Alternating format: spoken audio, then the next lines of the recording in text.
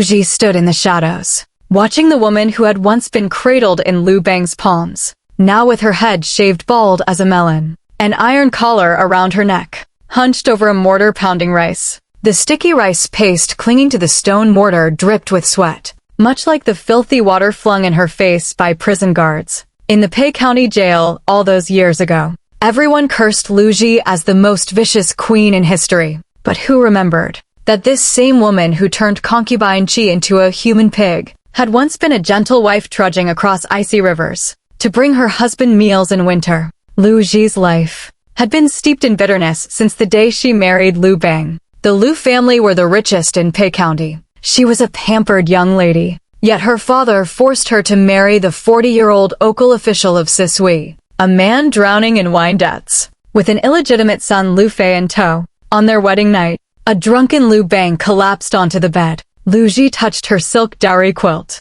tasting humiliation for the first time. Yet, she followed him, wearing coarse cloth to work the fields, woken in the dead of night by his drinking buddy shouting, "Sister-in-law, cook us dinner." She tied on her apron and bustled at the stove, listening to their drunken shouts, letting tears fall into the dough. But misery had only just begun for Liu Ji. When Liu Bang freed his prisoners and fled to Mangdang Mountain, the authorities couldn't catch him, so they threw Liu Ji in jail instead. The guards, seeing a vulnerable woman, pinched her chin and leered. Liu Bang's woman must taste extraordinary. She fought desperately, bitten until blood trickled from her lips, biting her own flesh till it bled, still clinging to hope, waiting for her husband to rescue her. But when Liu Bang finally returned with his men, a new beauty sat on his saddle. He looked at Liu Ji like a dusty old trinket. Fate kept pushing her deeper into hell. The day Liu Bang raised his banner against Qin, Liu Ji knew stability was over.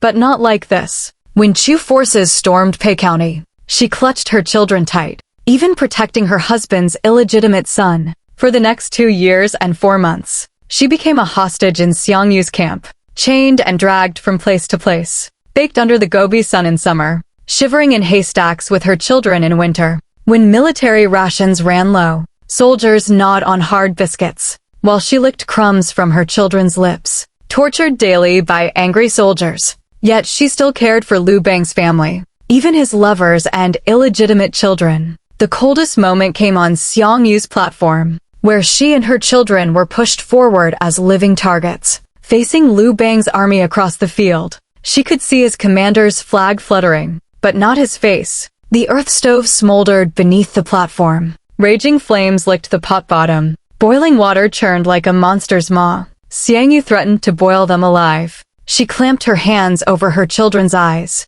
nails digging into her own flesh, always believing her husband would charge in on horseback, as he had when rescuing her from jail. But laughter rang from the enemy lines, hotter than boiling water. Liu Bang's casual voice carried across the battlefield, as if discussing someone else's business. "We're sworn brothers, remember? My wife is your wife. Don't forget to save me a bowl when she's cooked." In that instant Liu Ji's blood turned to ice. Her children wailed in terror, yet she laughed. Then the tears came. This was the man she'd risked everything for. In his heart, they were worth less than a bowl of broth. Liu Ji survived to return home, only to face worse torment. Liu Bang now had concubine Qi and their child. This singing, dancing beauty, with a waist as supple as water, her glances reducing Liu Ji to invisible suffering. Concubine Qi sang Chu ballads in Liu Bang's arms, her eyes scornful of Liu Ji's weathered face, while Liu Bang roared with laughter,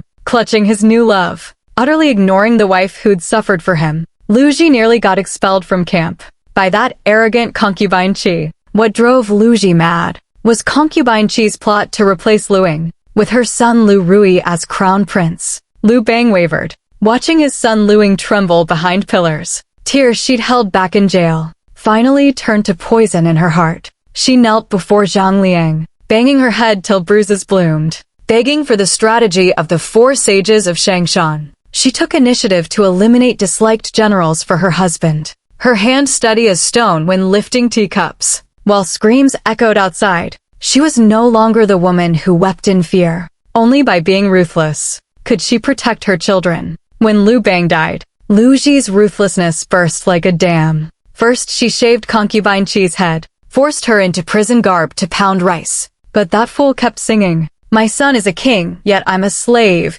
pounding rice till dusk falls." The song pierced Liu Yi's ears like needles. Suddenly remembering herself in Chu camp, clinging to that sliver of hope, waiting for her son to save her, Liu Yi tricked Liu Ruyi to the capital. But Emperor Liu Ying protected his brother day and night. Yet she seized the chance when her son went hunting at dawn, sending a cup of poison wine. Watching Liu Ruyi bleed from 7 orifices, Liu Yi remembered Xiang Yu's threat, and Liu Bang's callous, "Share the broth." But her own son called her cruel. Even he thought her monstrous. Liu Yi's heart froze, never expecting her beloved son to turn against her like this. Betrayed and despised by her son, Liu Yi grew wilder. When dealing with concubine Qi, her cruelty knew no bounds. She invented the most horrific torture in history, the human pig. She cut off concubine Qi's limbs, not with one clean slice, but sawing slowly with dull blades, deafened her with burning irons, gouged out her eyes, and threw her into a pitch-black latrine, making the woman who stole her husband and threatened her son suffer more in life than death. She even dragged Liu Ying to see the human pig, watching her son collapse in terror. Squatting down, she pinched his chin and hissed, "This is what happens to those who try to harm you. If mother wasn't ruthless, you'd be dead long ago." During her 15-year reign, Liu Yi's cruelty was never hidden. She imprisoned Liu Bang's other concubines, slaughtered royal kin who might threaten Liu Ying, even killing her own grandchildren. Yet strangely, the people lived more peacefully than under Liu Bang. She reduced taxes, abolished the book-banning laws, let displaced farmers return home, even allowed merchants to trade freely. Chang'an's granaries overflowed. Children laughed in the streets. This woman, ferocious as a wolf to enemies, showed unexpected kindness to commoners. But who saw her sitting alone at night, candlelight flickering on her silver hair,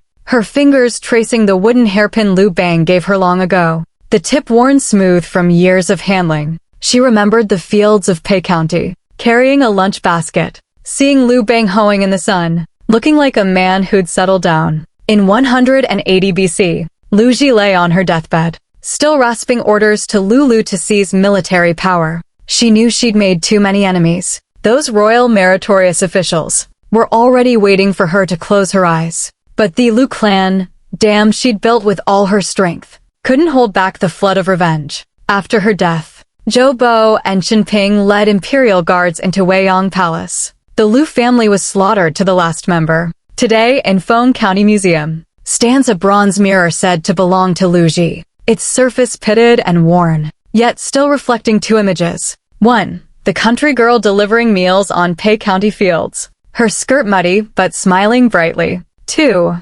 The Empress Dowager on the Longevity Palace throne, gold hairpin gleaming but eyes icy cold. People only remember her cruelty in making the human pig, forgetting the humiliation she endured as hostage, forgetting her sleepless nights protecting her son, forgetting how in that male-dominated arena, she had no choice but to take up the blade. From noble lady to infamous queen, Liu Yi's life was a cornered beast's desperate struggle. She wasn't born evil, just a mother trying to protect her son, trying to survive. She spent her life guarding the Liu Empire, ensuring the people's peace, yet earned only eternal infamy and the annihilation of her clan. Yet history gave its verdict. Liu Yi became the only woman in Chinese history, listed among the basic annals of emperors in the records of the Grand Historian, the only female ruler acknowledged by historians. So should she really be cursed as the most vicious queen in history?